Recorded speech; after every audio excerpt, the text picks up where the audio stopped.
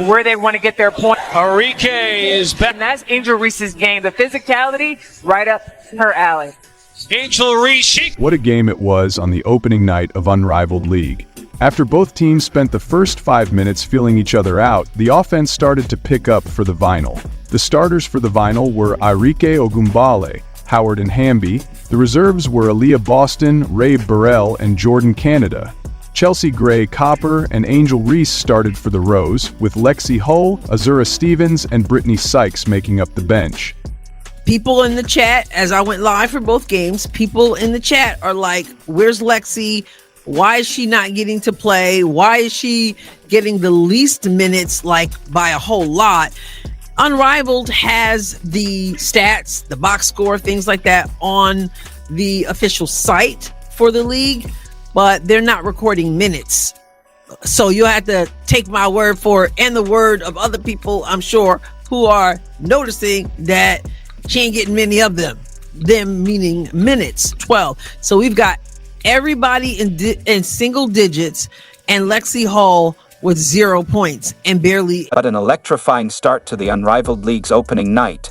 After a cautious first 5 minutes, the Vinyl's offense hit its stride. Their starting lineup included Archie Ogal, Howard, and Hammy, with Aaliyah Boston, Ray Burrell, and Jordan Canada stepping in from the bench. Meanwhile, the Rose began the game with Chelsea Gray, Copper, and Angel Reese, supported by Lexie Hull in the starting mix.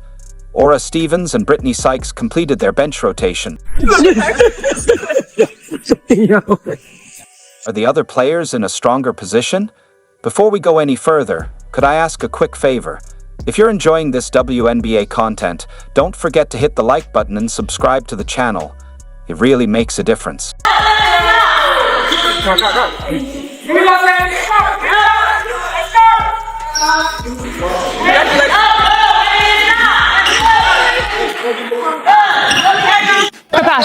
can name that something. Yeah.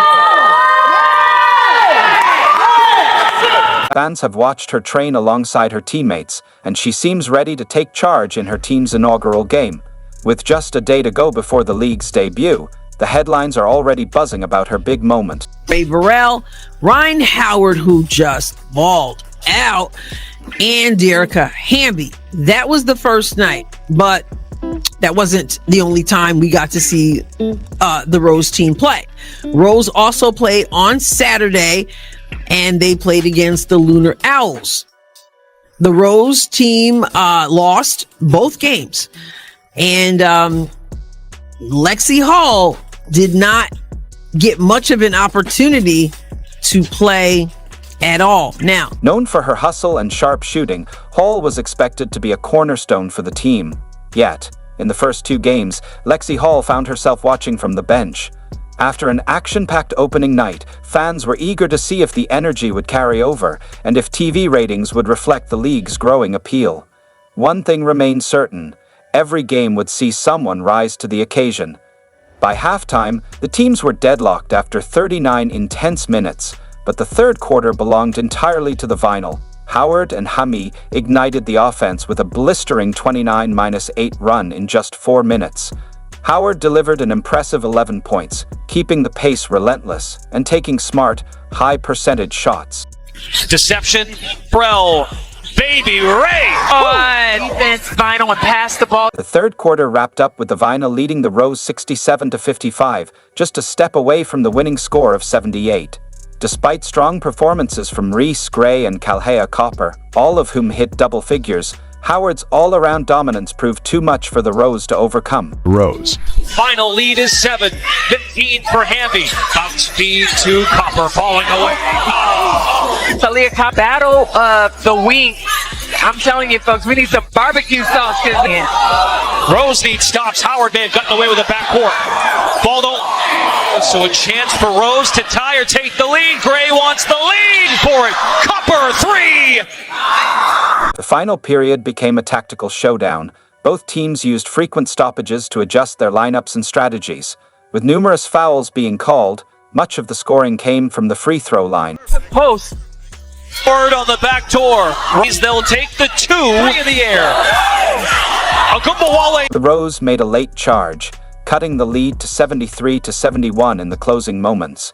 Lexie Hull came off the bench and brought a surge of energy on both ends of the floor, something Fever fans know her for. She sealed her impact with a crucial three-minner, making her presence felt when it counted most. So the Rose Basketball Club have played in 2 games, and it's not looking good for Lexie Hull. It's really not looking good for Lexie Hull. Like, I don't know. Imagine going from Christy Sides coaching, where she doesn't really want to play you, and no matter what you do on the court, it doesn't matter because your coach doesn't want to play you. And then eventually your coach figures it out and starts you and plays you 30 minutes a game and your team gets better. I think Lexie Hull is going through something like that right now with the Rose Basketball Club, because Lexie Hull has played in 2 games. She has played about 8 minutes combined. Not only that, she was being good.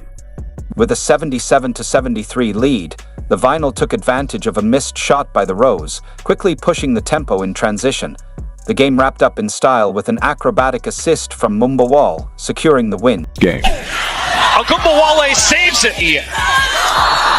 Rebound by streaking, beating. Finish for Vinyl.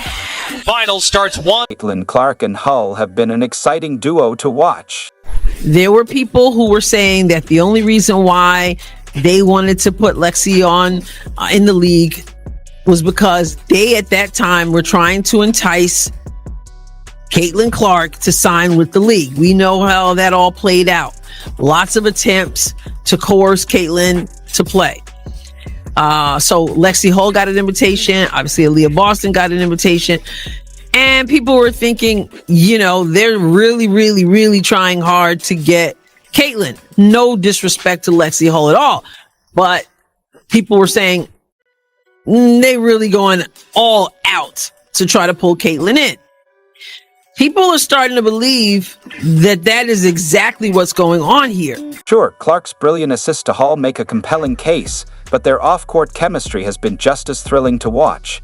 As Hull's star continues to rise, she's likely benefiting from her close friendship with Clark, whose profile has soared since her transition from Iowa to the Fever.